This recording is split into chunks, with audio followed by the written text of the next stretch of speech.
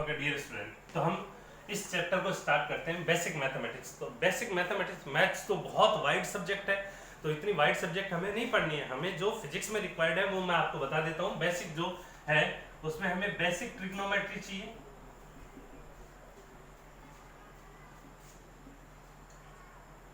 ठीक है। हमें बेसिक ट्रिग्नोमेट्री में जैसे साइन थीटा, कोस थीटा, इनके बारे में आप 9th-10th स्टैंडर्ड पे पढ़ के आए हो। इन्हीं के बारे में जैसे वहाँ थोड़े स्मॉल एंगल के बीच में पढ़ते हैं, वहाँ 0 से लेकर 0 डिग्री से लेकर 90 डिग्री के एंगल के बीच में जरूरत पड़ती है। लेकिन यहाँ पे आपको 120 डिग्री 270 डिग्री इनके बीच भी जरूरत पड़ेगी। ये बहुत ईजी है, आपको इन वीडियो लेक्चर में बहुत समझाया जाएगा, इजीली समझाया जाएगा। ये बहुत ईजी पोर्शन है, आराम से समझिए। तो हमें समझना है एक तो बेसिक ट्रिग्नोमेट्री, हमें एक चाहिए कोऑर्डिनेट ज्योमेट्री।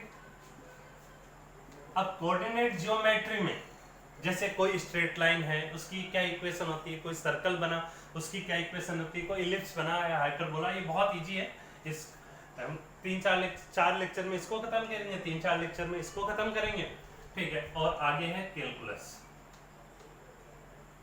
जिसका सबसे ज्यादा यूज आएगा। ये सबसे इंपॉर्टेंट पोर्शन है कैलकुलस। इस कैलकुलस में आप पढ़ोगे डिफरेंशिएशन, इंटीग्रेशन और maxima and minima.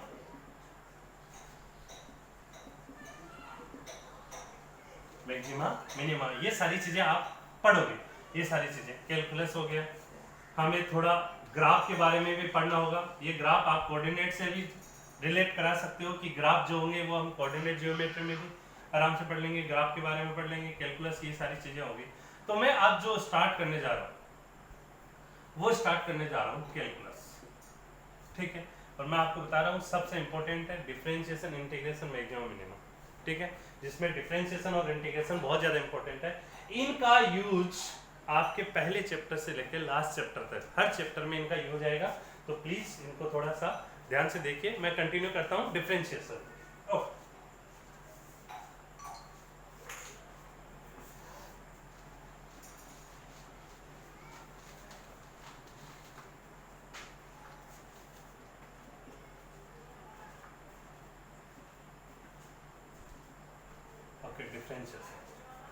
Differentiation, what is the differentiation, हमें जरूरत कहाँ पड़ रही है डिफरेंशिएशन की, तो मैं आपको बता दूं कि डिफरेंशिएशन जैसे इसका कहाँ यूज होता है, हमें क्यों पढ़ना पड़ रहा है।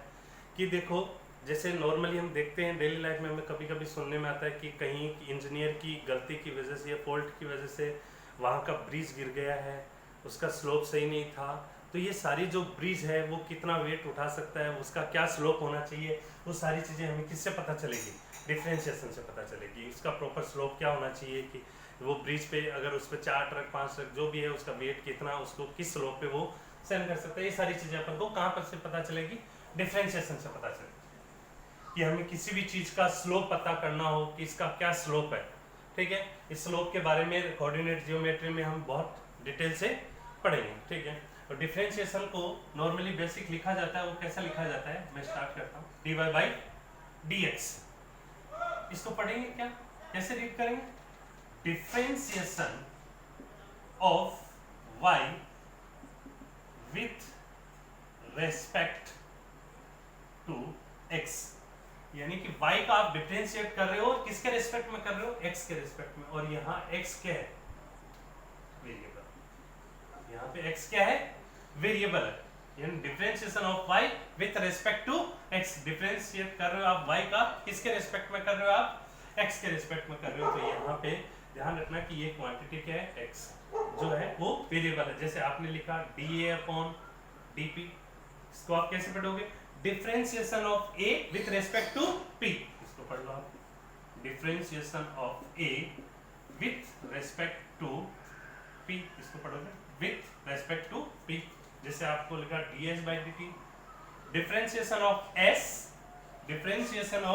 s with respect to t।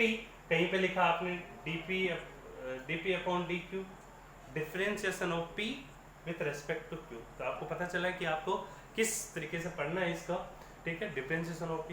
तो अब हर कैसे कैसे डिफ्रेंशिएट करते हैं। बेसिक इसको आप नॉर्मली वर्डों में समझ सकते हो कि इसके कुछ रूल है कि हमें कैसे कैसे डिफ्रेंशिएट करने हैं। 5-7 रूल है, कोई ज़्यादा कंफ्यूज होने की ज़रूरत नहीं है।